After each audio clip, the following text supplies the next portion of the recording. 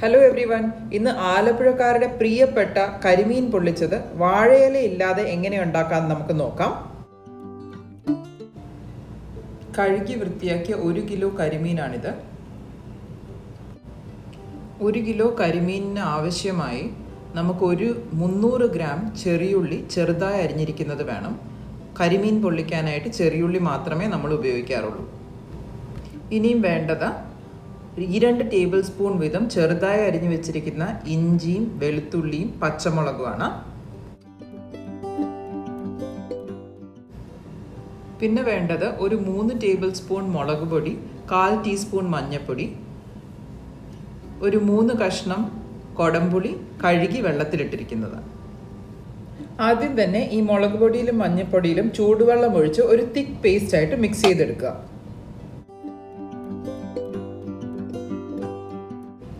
കരിമീൻ പൊള്ളിക്കാനായിട്ട് ഒരു മൺചട്ടി എടുക്കുന്നതാണ് നല്ലത്. ചൂടായ മൺചട്ടിയിൽ ഒരു 4 ടേബിൾ സ്പൂൺ വെളിച്ചെണ്ണ ഒഴിക്കാം. വെളിച്ചെണ്ണ ഒന്ന് ചൂടായിക്കോട്ടെ. ഇനി ഇതിലോട്ട് അരിഞ്ഞു വെച്ചിരിക്കുന്ന പച്ചമുളകും ഇഞ്ചിയും കറിവേപ്പിലയും കൂടെ ചേർക്കാം.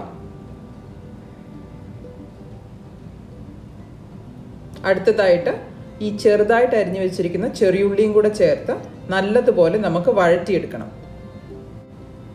ചെറിയുള്ളി ഒരു ലൈറ്റ് ബ്രൗൺ കളർ ആവുന്നത് വരെ നമുക്ക് ഈ എണ്ണയിൽ വഴറ്റിയെടുക്കാം. കരിമീൻ പൊള്ളിച്ചതിൻ്റെ ഒറിജിനൽ ടേസ്റ്റ് കിട്ടണമെങ്കിൽ ചെറിയുള്ളി തന്നെ ഉപയോഗിക്കണം. സവോള ഉപയോഗിച്ചാൽ അതിനൊരു ചെറിയ മധുരമായി പോവും. പിന്നെ ഇത് വെളിച്ചെണ്ണയിൽ തന്നെ വഴറ്റാൻ ശ്രദ്ധിക്കുക.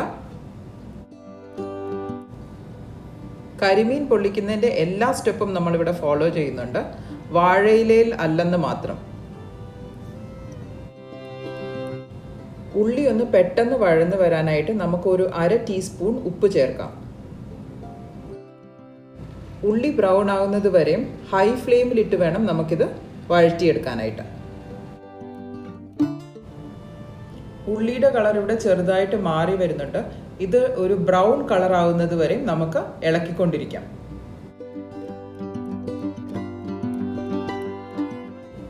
ഉള്ളി ചെറിയ ബ്രൗൺ കളറായി തുടങ്ങിയിട്ടുണ്ട്. ഇത് ഈ പാകമാവുമ്പോൾ നമുക്ക് കുതിർത്ത് വെച്ചിരിക്കുന്ന മുളക് പൊടിയും മഞ്ഞൾപ്പൊടിയും കൂടെ ചേർത്ത് നല്ലതുപോലെ ഇളക്കി ഇതിൻ്റെ പച്ചമണം മാറി എണ്ണ തെളിയുന്നത് വരെയും നമുക്ക് ഇതിൽ നിന്ന് ഫ്രൈ ചെയ്തെടുക്കാം. ഈ സമയത്ത് നമുക്ക് തീ കുറച്ചിട്ട് വേണം ഇതൊന്ന് ഇളക്കി കൊടുക്കാനായിട്ട്.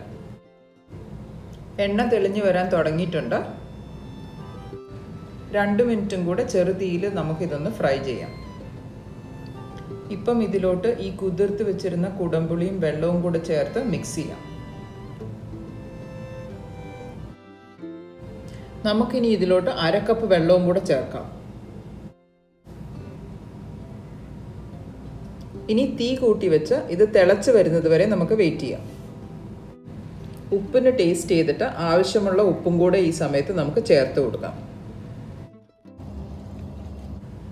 ഗ്രേവി നല്ലതുപോലെ തിളച്ച് തുടങ്ങി. ഇനി സ്റ്റൗ ഓഫാക്കി ഇതിനകത്തുനിന്ന് 3/4 ഭാഗം ഗ്രേവി എടുത്ത് വേറൊരു പാത്രത്തിലേക്ക് മാറ്റാം.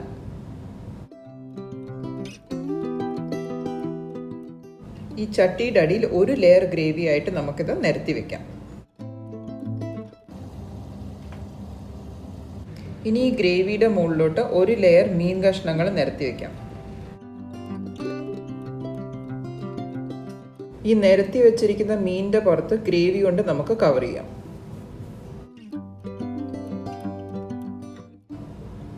ഈ ഗ്രേവിയുടെ മുകളിലായിട്ട് ബാക്കിയുള്ള മീൻ കഷ്ണങ്ങളും കൂടെ നിരത്തി വെക്കാം.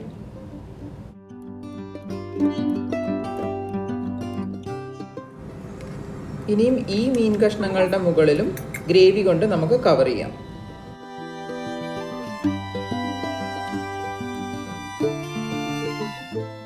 മീൻ വേകാൻ ആവശ്യമായിട്ട് 1/2 കപ്പ് വെള്ളം ഇനി ഇതിലോട്ട് ഒഴിക്കാം. ഇനി തീ കൂട്ടി വെച്ച് നമുക്കിതൊന്ന് അടച്ചു വെച്ച് വേവിക്കാം. അടച്ചു വെച്ചൊരു 15 മിനിറ്റ്സ് വേവിച്ചാൽ മതിയാവും. മീൻ വെന്തിരിക്കും. കറി തിളച്ച് വരുന്നുണ്ട്.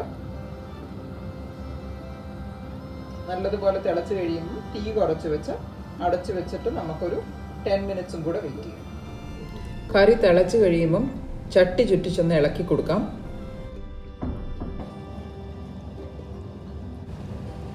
ഇനി അടച്ചു വെച്ച ഒരു 10 മിനിറ്റും കൂടെ നമുക്കിത് തിളപ്പിക്കാം. നമ്മുടെ കരിമീൻ പൊള്ളിച്ചത് റെഡിയായിരിക്കുകയാണ്. ഇനി നമുക്ക് സ്റ്റൗ ഓഫ് ചെയ്യാം. വാഴയിലയിൽ അല്ലെങ്കിലും ടേസ്റ്റിന് ഒരു കോംപ്രമൈസും ഇല്ലാത്ത ഒരു അടിപൊളി കിടിലൻ കരിമീൻ പൊള്ളിച്ചതാണിത്. നിങ്ങൾക്ക് ഈ റെസിപ്പി ഇഷ്ടമായെങ്കിൽ ലൈക്ക് ചെയ്യാനും ചാനൽ സബ്സ്ക്രൈബ് ചെയ്യാനും മറക്കരുത്.